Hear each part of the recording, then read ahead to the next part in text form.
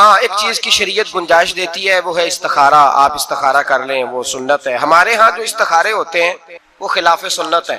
وہ استخارے اس طرح ہوتے ہیں کہ ایک آدمی ٹی وی پہ کاغذ قلم لے کے بیٹھا ہے، وہ نام پوچھ رہا ہے، اسی وقت رزلٹ دے رہا ہے ساتھ ساتھ، اور ساری قوم اسی چکر میں پڑ گئی ہے، کہتے ہیں میں حساب لگوانا ہے اپنا۔ مجھے بھی کئی لوگ آگے کہہ دیتے ہیں، کہتے ہیں ذرا حساب تو لگائے، مجھے کیا ہے، میں کہ مینوں اپنا نہیں پتا، مینوں کی ہے، تیرا کہ میں حساب لا، مجھے ڈاکٹر کو دکھانا پڑتا ہے، یہ درد ہو رہی ہے۔ کیسا عجیب منطق ہے، مسلمان کا فلسفہ ہی بدل گیا، میرا حساب لگائیں۔ میں کہ تو آپ لا اپنا حساب، من عرف نفسہ فقد عرف ربہ، محبوب نے فرمایا اپنے آپ کو پہچان جا، اگر تو اپنا حساب لگا گیا، اپنے آپ کو پہچان گیا تو اللہ کو پہچان جائے گا۔ یہ پتہ نہیں میرے اندر کون کون سی غلطی ہے، جھوٹ کہاں بولا ہے، غیبت کہاں کیا، تو پتہ حساب تو تجھے پتہ ہے سارا اپنا، جائز پیسہ کتنا ہے، ناجائز کتنا ہے، ایسے ہی حساب لگاتا پھر رہا ہے۔ ناجائز پیسے نکال دے، جھوٹ زندگی سے نکال دے، دھوکہ نکال دے، حساب بھی خود لگا اور عمل بھی خود کر۔ یہ حساب کتاب، یہ تو جان چھڑانے کی باتیں ہیں، کہانیاں ہیں، ان سے باہر آئیں۔ تو یاد رکھیں کہ مشورہ کریں، نبی پاک صلی اللہ علیہ وسلم نے فرمایا مشورہ کرنے والا کبھی بھی نادم، لیکن مشورہ خوشامدی آدمی سے نہ لیں، نااہل سے مشورہ کبھی نہ لیں، مشورہ اس سے لیں جو مشورہ دینے کی اہلیت رکھتا ہے۔ ہر آدمی سے تھوڑی مشورہ لیں گے آپ۔ لوگ طلاق کا مسئلہ جا کے پوچھتے ہیں اسٹام فروش سے، ہاں میں بڑی ذمہ داری سے بات کر رہا ہوں، اسٹام فروش سے کہتے ہیں طلاق دینی ہے، کس طرح دینی ہے؟ اسٹام فروش مفتی ہوتا ہے، شیخ الحدیث ہوتا ہے، اصول فقہ کا عالم ہوتا ہے، اسے کیا پتا طلاق کیسے دینی؟ اس نے کیا کیا ہوتا ہے اسٹام فروش نے؟ اللہ ماشاءاللہ سب کا نہیں مجھے پتا، جو لوگ میرے پاس کیس لے کے آتے ہیں کہ یہ میں نے طلاق دے دی، اس نے پکی عبارت لکھ کے کمپیوٹر میں سیو کی ہوتی ہے، میری بیوی فلاں بنت فلاں، یہ خانہ اس نے چھوڑا ہوتا ہے، جب آپ نام بتاتے ہیں تو وہ درج کر دیتا ہے، اور وہ کہتا ہے جی پہلے شادی ہوئی، پھر کچھ دیر معاملہ ٹھیک رہے، پھر آپس میں رنجش ہو گئی، اب میں ناراض ہوں تو طلاق طلاق طلاق، 3 طلاقیں فارغ۔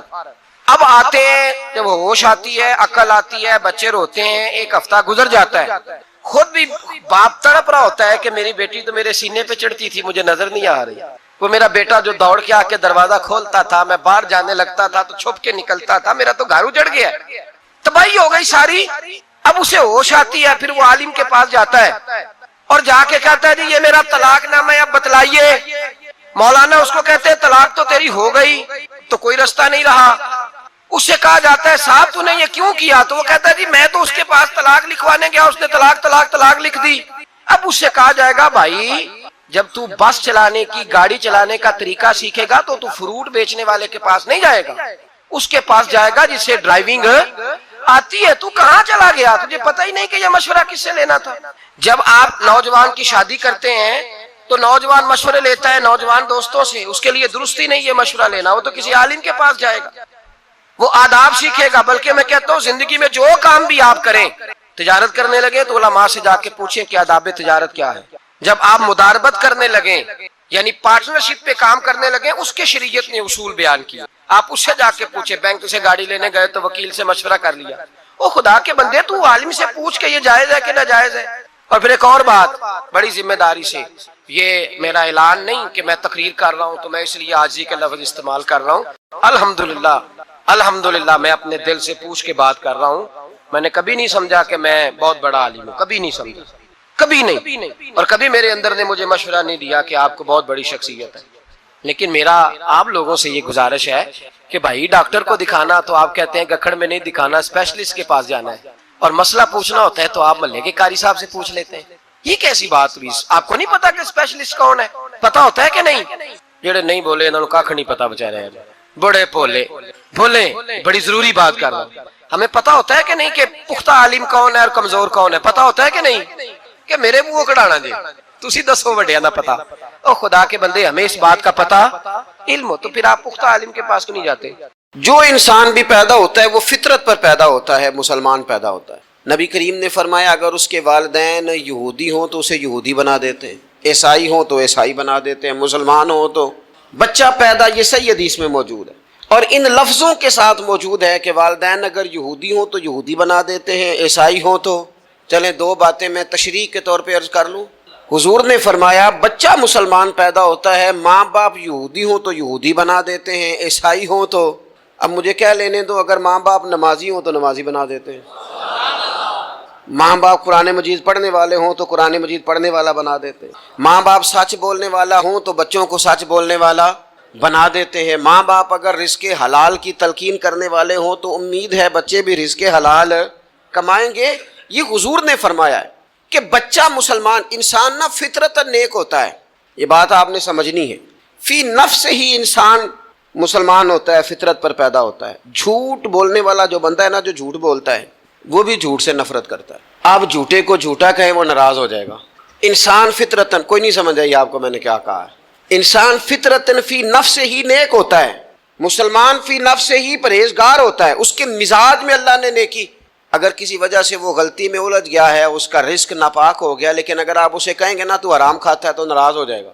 کسی وجہ سے کھا رہا ہے، اللہ معاف کرے، پر کہیں گے تو ناراض۔ یہ اچھا لوگ کیا کہتے ہیں، لوگ یہ کہتے ہیں دیکھو جی جھوٹ بولتا ہے، جھوٹا کہا ہے تو بگڑ گیا ہے۔ او بھئی یہ جو بگڑ گیا ہے نا، اس پر اللہ کا شکر ادا کر۔ کیوں؟ اس لیے کہ جھوٹ بولتا ہے پر جھوٹ کو پسند نہیں کرتا، وہ کسی وجہ سے رزق اس کا ناپاک ہے پر رزق حرام کو پسند، وہ رزق حلال والا کہلانا چاہتا ہے۔ انسان فی نفس ہی اپنے مزاج کے لحاظ سے برا نہیں ہوتا، لیکن جو اس کا ماحول ہوتا ہے نا، ارد گرد کے جو لوگ ہوتے ہیں، اس کا وہ اثر قبول۔ کیوں کہا اسلام نے پاک صاف رہنے کا، کیوں کہا طہارت کا، کیوں کہا صفائی نصف ایمان ہے، کیوں کہا کہ تم پاکیزہ رہو، یہ اسلام کا پسندیدہ عمل ہے؟ اس لیے کہ جب انسان کا ماحول صاف ستھرا ہوتا ہے تو اس کی طبیعت صاف ستھری ہوتی ہے، اس کے ارد گرد اگر پاکیزگی ہوتی ہے تو وہ اجلا اجلا سا محسوس کرتا ہے۔ آپ 2-4 دن غسل نہ کریں تو کیا 2 من مٹی چڑھ جاتی ہے بندے پہ؟ کیا اس پر کلو کے حساب سے گرد چڑھتی ہے؟ کچھ بھی نہیں ہوتا، لیکن وہ جو تھوڑی سی بھی گرد ہوتی ہے وہ وجود کو، طبیعت کو ثقیل کر دیتی ہے۔ آپ جب غسل کر لیتے ہیں تو آپ کو خود بخود اپنا آپ ہلکا ہلکا سا محسوس ہوتا ہے۔ یہ صفائی ستھرائی پاکیزگی ماحول کی یہ پسندیدہ عمل ہے۔ نبی اکرم صلی اللہ تعالی علیہ وآلہ وسلم نے اس ماحول کی خوبصورتی کو پسند کیا، اور حضور نے فرمایا ایسے لوگوں کے پاس بیٹھا کرو جن کے لہجے پاکیزہ ہوں، جن کا انداز اچھا ہو، اور مثال دی نبی پاک علیہ السلام۔ حضور فرمانے لگے اچھے دوست کی مثال اس طرح ہے جس طرح عطر فروش کی مثال ہوتی، اگر کوئی اس سے سامان نہ بھی خریدے، سودا نہ بھی خریدے تو خوشبو تو آتی ہے نا۔ اور نبی پاک علیہ السلام فرمانے لگے برے دوست کی مثال دھونی دینے والے کی طرح سے، جس طرح اس کے پاس کوئی شخص بیٹھے تو اور کچھ بھی نہ ہو تو دھواں تو آئے گا کہ نہیں آئے گا، اسے کچھ نہ کچھ اس کے کپڑوں تک گرد پہنچے گی۔ اپنے ماحول کو ٹھیک رکھنا، اپنے ارد گرد صالحیت پیدا کرنا اور اپنے دائیں بائیں نفاست پسندی کو لانا، یہ انسان کی بڑی ذمہ داریوں میں سے ذمہ داری ہے۔ ہمیں ہمارا دین منع کرتا ہے کہ کسی قوم کا طرز نہ اختیار کرو، مشابہت نہ اختیار کرو، کسی انسان کے، کسی غیر مسلم کے طریقوں کو نہ اپناؤ۔ فرمایا جس نے کسی غیر کا طریقہ اپنایا وہ انہی میں سے ہے۔ کسی غیر قوم سے مشابہت نہ اختیار کرو، اپنی الگ تمہاری تہذیب ہے، تمدن ہے، تم اگر اپنے طریقوں پر رہو گے تو نفاست پسند رہو گے، تمہارے ماحول میں اس کا اثر نہیں آئے گا۔ آپ دیکھ لیں، غور کر لیں، ہمارے ماحول میں آج کتنی خطرناک چیزیں داخل ہو گئی ہیں، نہ چاہتے ہوئے بھی داخل ہو گئی ہیں، نہ چاہتے ہوئے بھی۔ کئی جگہ پہ ویسے مطلب سفر کر کر کے بندہ نڈھال ہو جاتا ہے، جا جا کے نڈھال ہو، پھر کچھ ایسی جگہوں کی اگر دعوت ملتی ہے آپ کو تو آپ ویسے ہی پریشان ہو جاتے ہیں۔ یعنی اگر پہلے تو یہ ہوتا تھا کسی بزرگ کا عرس منانا ہے، اب دعوت ملتی ہے کہ ان کا یوم ولادت ہے، اس پہ جلسہ کرنا ہے۔ میں نے کہا پہلے عرس گن لو سال کے کتنے ہیں، اور اگر ایک ایک کے 2 کرو گے تو پھر بتاؤ تمہارا خرچہ کتنا کو ہوگا، اور تم کہاں تک بات لے کے جاؤ گے؟ کچھ چیزوں کو نارمل رہنے دو۔ ایک ہستی کا میلاد منایا ہے پوری دنیا نے، اور وہ رسول پاک کی ذات گرامی ہے۔ واقعی تو ہم نے کبھی نہیں دیکھا، آپ نے کبھی دیکھا حضرت صدیق اکبر کا یوم ولادت منایا جا رہا ہو، حضرت عمر کا، حضرت عثمان کا، مولا علی کا؟ تو یہ باقیوں کو کیا مسئلہ ہو گیا ہے؟ تھوڑا سا اعتدال میں رہیں، تھوڑا سا معتدل رہیں، درمیانی چال چلیں۔ جب وہ عظیم ہستیاں جن کا طریقہ دین ہے، حضور نے فرمایا میرے طریقے پر بھی چلو اور میرے خلفائے راشدین کے طریقے پر بھی چلو، جب وہاں جن کا طریقہ بہت ہمارے لیے بہرحال دستور حیات ہے، جب ان لوگوں کے لیے چیزیں نہیں ہیں تو بعد والے اس قدر شدت کے ساتھ اگر یہ کام کریں گے تو بات دور نکل جائے گی، پھر اس کو سمیٹنا سنبھالنا آسان نہیں رہے گا۔ تو فرمایا کسی قوم سے مشابہت نہ اختیار کرو، اس لیے کہ تمہارے ماحول میں پھر کچھ ایسی چیزیں آ جائیں گی جو ٹھیک، یہ کتنی رسمیں آئی ہیں ہمارے، مہندی کہاں سے آئی ہے؟ ہماری اپنی ہے کہ غیروں کی ہے؟ یہ مائیاں کہاں سے آئی ہیں؟ اپنی کے غیروں کی؟ یہ جتنی رسومات ہیں، جتنی میں نے ایک دفعہ سرچ کی، تھوڑی سی میں نے تحقیق کی، تو ایسی ایسی عجیب رسمیں سننے کو ملی. لڑکا بیاہ کے گھر آیا ہے، اس کی اماں اس کے چہرے کے اوپر سے پانی پھیر رہی ہے. یہ تو خالص ہندوؤں کا طریقہ ہے، کسی کے چہرے کے گرد پانی پھیرنا خالص. یہ آپ نے بھی سنی ہوئی رسم؟ وہ بیاہ کے واپس آیا، یہ آپ کیا کر رہے ہیں؟ اور پھر کہتے ہیں اماں کو پانی نہ پینے دینا ورنہ بیماریاں ادھر چلے جائے گی. کیا بات کرتے ہو؟ اسلام اس اوہام پرستی کا درس دے گا؟ کسی قوم کی مشابہت نہ اختیار کرو ورنہ تم انہی میں سے ہو جاؤ گے. اپنے ماحول کو، ارد گرد کے ماحول کو ستھرا رکھو، پاکیزہ رکھو، صاف ستھرا رکھو، اس میں طہارت رکھو. ایسے لوگوں کے پاس بیٹھو جن کے پاس بیٹھنے سے تمہیں اللہ کی یاد آئے. ایسے لوگوں کے پاس بیٹھو بیٹھنے سے تمہیں آخرت کی فکر نصیب ہو. ایسے لوگوں کے پاس بیٹھو جن کے پاس بیٹھنے سے تمہیں سادگی کا سبق ملے. ایسے لوگوں کے پاس بیٹھو جو تمہیں حقیقت پسند بنائیں، جو تمہیں یہ بتائیں کہ تم نے اپنی زندگی میں بنیادی کاموں کو کس ذمہ داری کے ساتھ سر انجام دینا ہے. لیکن ہم زیادہ تر اس طبیعت کے قائل ہوتے ہیں کہ ہم ان چیزوں کو سمجھتے نہیں. یہ جو ہم کلمات ادا کرتے ہیں، میں نے پہلے بھی کئی دفعہ کہا تھا، یہ جو ہم کلمات ادا کرتے ہیں ان کا بھی ہم پر اثر ہوتا ہے، ان کی بھی تاثیر ہوتی ہے، ان کی بھی خوبصورتی ہوتی ہے. تو جو ہم باتیں دوسروں سے سنتے ہیں، ہم جب کسی کے پاس اٹھتے بیٹھتے ہیں تو جو بات وہ بندہ اکثر کرتا ہے نا، وہ نہ چاہتے ہوئے بھی ہماری زبان پہ جاری ہو جاتی ہے. کچھ جملے ایسے ہوتے ہیں جو سوسائٹی میں عام ہوتے ہیں تو ہر بندے کی زبان پر چڑھ جاتے ہیں کہ نہیں چڑھ جاتے، یاد ہو جاتے ہیں کہ نہیں ہو جاتے. تو ایسے لوگوں کے پاس بیٹھا جائے جو خیر کی بات کرنے والے ہوں، تاکہ ہماری زبانوں پر ہی خیر ہی جاری ہو، کوئی شر والا عمل ہماری زبانوں پر جاری نہ ہو. اچھائی. نبی پاک علیہ الصلوۃ والسلام تبوک سے واپس آ رہے تھے، رستے میں مقام جارانہ پر حضور علیہ الصلوۃ والسلام نے حضرت بلال حبشی رضی اللہ تعالیٰ عنہ سے ایک مقام پہ فرمایا اذان پڑھو. سیدنا بلال نے اذان پڑھی. چند نوجوان وہاں کھیل رہے تھے، ان میں سے ایک نوجوان جناب ابو معذورہ بھی تھے. انہوں نے نا حضرت بلال حبشی کی آواز کی نقل اتاری. یہ اگر نیت اچھی ہو نا تو اچھوں کی نقل بندے کو تار دیتی ہے. ہاں اگر نیت اچھی ہو، اگر معاذ اللہ توہین کی نیت ہو تو یہ مسئلہ خطرناک. حضرت موسیٰ علیہ السلام کے زمانے میں ایک شخص تھا تو جناب موسیٰ کی نقل اتارتا تھا، اس کا انتقال ہو گیا تو رب کریم نے فرمایا اس لیے اسے معاف کر دیا ہے کہ ادائیں تو میرے کلیم کی اپناتا تھا، ادائیں تو میرے کلیم کی اپناتا تھا. حضرت بلال کی نقل اتاری تو سرکار کے کانوں میں آواز گئی. آپ نے صحابہ سے فرمایا بچوں کو لاؤ. اب جب ان کو منگوایا تو وہ دوڑ گئے. محبوب نے فرمایا کتنا کو دوڑو گے، پکڑ تو ہم نے لینا ہے. سب بچوں کو لے آئے. حضرت ابو معذورہ بھی ہیں. حضور نے فرمایا کس نے اذان کی نقل اتاری ہے؟ تو یہ بچے بڑے پکے ہوتے ہیں، اگر ایکا کر لینا آپس میں. حضور نے فرمایا کس نے اذان پڑھی ہے؟ کوئی نہیں بولا. کریم فرمانے لگے چلو باری باری سناؤ. اب حضرت ابو معذورہ کی باری آئی. مختلف انداز میں بھی روایت مختلف جگہوں پہ موجود ہے. جب ان کی باری آئی انہوں نے اذان پڑھی. پہلے تو پڑھی تھی اپنی مرضی سے، اب پڑھی کریم رسول کی صحبت میں کھڑے ہو کر. اور یار حد ہو گئی، جو نبی پاک کے سامنے کھڑا ہو کے کہے اشہد ان لا الہ الا اللہ، جو حضور کے سامنے کھڑا ہو کے کہے اشہد ان محمد رسول اللہ، پھر وہ بندہ خالی رہ جائے. حضور نے فرمایا کتنی سونی ہے تیری آواز. اور پھر سرکار نے ان کے سر پہ ہاتھ پھیرا، پھر ان کے دل پہ ہاتھ پھیرا.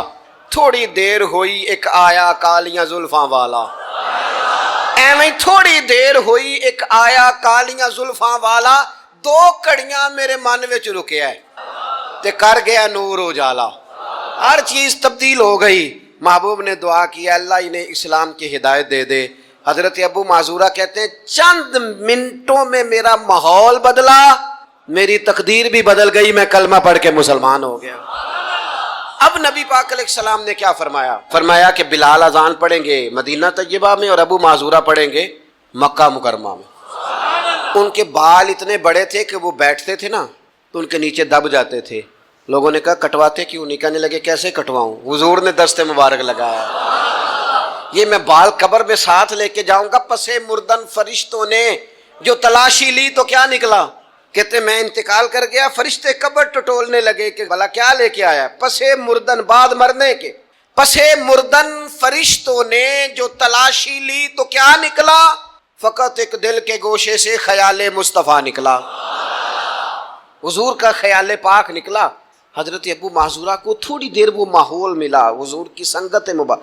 ہمارا جو ماحول ہے نا ارد گرد کا، وہ تھوڑی دیر بھی پاکیزہ، پورا پاکیزہ تھوڑی دیر بھی مل جائے نا تو روح کو بدل جاتا ہے، طبیعتیں قرار میں آ جاتی، باطن میں سکون ٹھہرتا ہے، ماحول اجلا نہیں رہا. میں کئی دفعہ کہتا ہوں کہ شاید ہمارے دور میں بھی موبائل اتنا عام ہوتا تو جو کچھ لوگ اس دور میں چند لفظ پڑھ گئے تھے وہ بھی شاید محروم رہ جاتے۔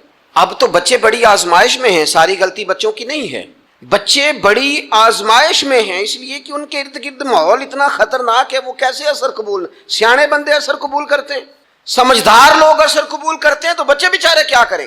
ماحول بہترین بنانا، ماحول کو صاف رکھنا، اور بالخصوص اپنے گھر کے ماحول کو ٹھیک رکھنا، یہ بہت بڑی ذمہ داری۔ ہم یہ سمجھتے ہیں کہ صرف گھر اینٹوں اور پتھروں سے بنتا ہے، گھر کے ماحول کو ٹھیک رکھنا سب سے پہلی ذمہ داری۔ بچوں کے لیے اچھی ماں کا انتخاب، اچھی بیوی لے کے آنا گھر میں، یہ سب سے زیادہ اہم مسئلہ ہے۔ نہ مانے ہم، لیکن بہرحال ڈھیر ساری جگہوں پہ دولت دیکھی جاتی ہے شادی سے پہلے۔ ماں باپ نے بڑی زیادتی کی، بڑا ظلم کیا، ناراض نہ ہونا، بڑا ظلم کیا، پیسے دیکھے بچی اور بچے کا نکاح کر دیا۔ یہ اتنا بڑا زندگی میں آپ نے اپنی اولاد کے ساتھ ظلم کیا ہے کہ آپ تو سائیڈ پہ ہو جائیں گے، لیکن وہ بیچارہ ساری زندگی اس کو بھگتے گا۔ نبی پاک صلی اللہ تعالی علیہ وسلم نے الفاظ کو کھول کر، بات کو واضح کر کے بتایا تھا۔ ایک تو ہوتا ہے نا کہ آپ کو کسی تشریح میں جانا پڑے، حضور نے بالکل کھول کے فرمایا کہ عورتوں سے محض ان کی خوبصورتی کی وجہ سے شادی نہ کرنا، اس لیے کہ خوبصورتی ان کو ہلاکت میں ڈال دے گی، اور فرمایا محض ان کے مال کی وجہ سے شادی نہ کرنا، مال ان کو سرکش بنا دے گا۔ یا رسول اللہ صلی اللہ تعالی علیہ وسلم پھر کیا کریں؟ تو محبوب فرمانے لگے ان کی دینداری کی وجہ سے ان سے شادی کرنا۔ اور یہ ابن ماجہ میں لفظ موجود ہیں، اللہ کے محبوب علیہ الصلوۃ والسلام فرمانے لگے کان میں سوراخ والی کالے رنگ کی باندی اگر دیندار ہو تو تمہارے لیے بڑی بہتر ہے۔ باندی ہو، رنگ سیاہ ہو، کان میں سوراخ ہو، اس سے نکاح کر لینا، شرط یہ ہے کہ دیندار ہو۔ بہت اثرات ہیں ماں کے، لہذا اس انتخاب کے اندر باریکی کا مزاج پیدا کریں اگر اپنے گھر کا ماحول ٹھیک رکھنا چاہتے ہیں۔ اور اگر ماحول ٹھیک نہیں ہے تو پھر آپ کروڑوں روپیہ لے آئیں، جس کے بچے ہی ناکام ہو گئے، اس کے پیسے کیا کریں گے؟ آپ بہت بڑا گھر بنا لیں، لیکن اگر بچے ہی ناکام ہو گئے تو آپ کی بڑی حویلی کیا کارنامہ سر انجام دے۔ اور اسی طرح کا معاملہ مرد کے ساتھ بھی ہے۔ نبی پاک علیہ الصلوۃ والسلام نے فرمایا جب تمہیں ایسے لوگ پیغام نکاح دیں جن کا دین اور اخلاق اچھا ہو تو پھر اپنی عورتوں کا نکاح ان سے کر دو۔ اگر ایسا نہیں کرو گے تو زمین میں فتنہ برپا ہوگا، فساد ہوگا۔ نیک مرد جب ملے تو پھر اس کے ساتھ نکاح کرو۔ صحیح بتانا، خالی نیک دے کے رشتہ دے دیا جاتا ہے، نیک ہے، دیندار ہے، اچھے اخلاق والا ہے، خالی تقوی دیکھ کے لوگ رشتہ دیتے ہیں، بڑا کچھ دیکھا جاتا ہے، بڑا پس منظر۔ یہاں تو تنخواہ تھوڑی ہو تو کہتے ہیں کماتا ہی کچھ نہیں۔ اگر تو بہو آئے تو پھر تو اس کے نصیب کا رزق ہے، اگر بیٹی نے جانا ہو تو پھر اس کے نصیب کا رزق نہیں ہوتا۔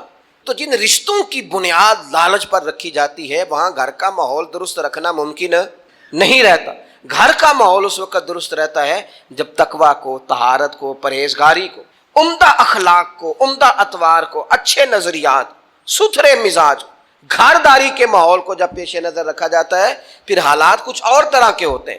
لیکن ہمارے یہاں چونکہ یہ چیزیں دیکھی نہیں جاتی، اس پر غور نہیں کیا جاتا، اور میں نے پہلے بھی کہا ہے، پھر کہتا ہوں یہ بات ضروری ہے، اس پر آپ نے غور کرنا ہے۔ لوگ دیندار ہوں، دیندار نظر نہ آتے ہوں، تھوڑی سی اس پر غور کر لیں، دینداری کا لیبل نہ ہو، اندر دینداری موجود ہو، صرف بار بورڈ نہ ویزا ہو، اس کے اندر باقاعدہ تقوی ہو، پرہیزگاری ہو، اللہ کا خوف ہو، اور سب سے ضروری چیز اچھے اخلاق ہو۔ نبی اکرم علیہ السلام کی خدمت میں عرض کیا گیا یا رسول اللہ، ایک بی بی بڑا صدقہ کرتی ہے پر اپنی زبان سے تکلیف دیتی ہے پڑوسیوں، صدقات بڑے کرتی ہے، سخی بڑی ہے، تو حضور نے فرمایا دوزخی ہے۔ یا رسول اللہ، ایک بوڑھی اماں پنیر کے خشک ٹکڑے صدقہ کرتی ہے، غریبنی ہے، پر یا رسول اللہ اخلاق کی بڑی اعلیٰ ہے۔ اللہ کے محبوب نے فرمایا اسے بتا دو، رب اسے جنت عطا فرمائے گا۔ وہ جنتی بی بی ہے اس لیے کہ اخلاق عمدہ ہے، اس کا لہجہ عاجزی والا ہے، اس کے لفظوں میں خوبصورتی ہے، وہ اپنی زبان کے تیر برسا کے دلوں کو گھائل نہیں کرتی۔ تو اخلاقی رویوں کی عمدگی یہ انسان کے لیے جنت کا رستہ آسان کرتی۔ پھر گھر کے اندر کچھ دینی ماحول بنایا جائے، اور دینی ماحول سے ہمارے ہاں لوگ یہ مراد لیتے ہیں کہ میں جناب اچھی باتیں کروں، عمدہ تقریر کروں گھر کے اندر، میں اپنے بچوں کو واقعات سناؤں صحابہ اور اہل بیت کے، بڑی اچھی بات ہے، اس سے بھی انقلاب آئے گا۔ لیکن ہمیں پتہ ہے نبی پاک علیہ السلام نے کیا فرمایا؟ حضور نے فرمایا کچھ نفل نماز گھر میں بھی پڑھا کرو، تم اپنی عبادات کا ماحول گھر کے اندر بناؤ، تمہاری طبیعت گھر میں لگے، تمہارا گھر سجدے سے آباد ہو۔ نبی اکرم صلی اللہ تعالی علیہ وآلہ وسلم نے فرمایا اپنے گھر کے اندر کچھ وقت گزارو عبادت میں۔ خود بخود تمہارے بچوں کو ہم نے دیکھا ہے، گھر کے اندر نماز کی نیت باندھے تو جس چھوٹے بچے کو بالکل پتہ نہیں نہ ہوتا نماز کیا ہے، وہ بھی ساتھ آ کے کھڑا ہو جاتا ہے، سجدہ نہ کرنا آئے تو مصلی پہ لیٹ جاتا ہے۔ گھر کے اندر دین کی آپ تقریر نہ شروع کریں، آپ عمل کریں۔ آپ کا لہجہ میٹھا ہے تو مٹھاس آگے تقسیم ہوگی۔ آپ کے بچے جو انداز آپ کے والدین کے ساتھ آپ کا دیکھیں گے وہ رویہ آپ کے ساتھ اختیار کر لیں گے۔ اگر سچائی کا پہلو گھر کے اندر آئے گا تو بچے سمجھیں گے ہمیں سچ بولنا ہے۔ اگر وہ کبھی اپنے باپ کو حضور کی یاد میں روتا دیکھیں گے تو وہ بھی کہیں گے مدینے جانا ہے۔ اگر وہ کبھی نبی پاک علیہ الصلوۃ والسلام کی محبت کی گفتگو دیکھیں گے تو خود بخود وہ بات اتر جائے گی۔ گھر کے اندر اگر بڑا کچھ ہوتا ہے، آج جی میرا دل کر رہا ہے میں نے پکوڑے کھانے ہیں، آج جی میرا دل کر رہا ہے میری مرضی کی فلاں چیز پکائی جائے، آج میرا دل کر رہا ہے فلاں چیز گھر میں لائی جائے، تو کبھی کبھی یہ بھی دل کرنا چاہیے کہ آج میرا دل کر رہا ہے گھر میں سورہ یاسین پڑھی جائے، آج میرا دل کر رہا ہے گھر میں اللہ کا ذکر کیا جائے۔ نبی کریم صلی اللہ تعالی علیہ وسلم نے فرمایا ایک وہ گھر ہے جس میں اللہ کا ذکر ہوتا ہے اور ایک وہ گھر ہے جس میں اللہ کا ذکر نہیں ہوتا۔ ان دونوں گھروں کی مثال زندے اور مردے کی ہے۔ جہاں رب کی یاد ہوتی ہے وہ گھر زندوں کا ہے، جہاں اللہ اللہ کی جاتی ہے وہ گھر زندوں کا ہے، جہاں رب کو پکارا جاتا ہے دعائیں مانگی جاتی ہیں وہ گھر زندوں کا ہے، اور جہاں سویرے سارے سوئے ہیں، رات کو اعلیٰ کھانا کھایا، انہوں نے ٹھنڈے کمرے میں آرام کیا، ان کے لیے ساری نعمتیں ہیں، لیکن یہ کس قدر تکلیف کی بات ہے کہ نماز فجر کے لیے کسی ایک کی بھی آنکھ نہیں کھلتی۔ یہ کیا گھر ہے؟ یہ تو مردوں کا گھر ہے، یہ کوئی زندوں کا گھر ہے؟ یہ تو حضور علیہ السلام نے فرمایا زندہ اور مردہ کی مثال ہے، جہاں اللہ کی یاد کی جاتی ہے اور جہاں نہیں کی جاتی۔ اپنے گھروں کو، اپنے گھروں کے ماحول کو اللہ کے ذکر کے ساتھ آباد کرنا،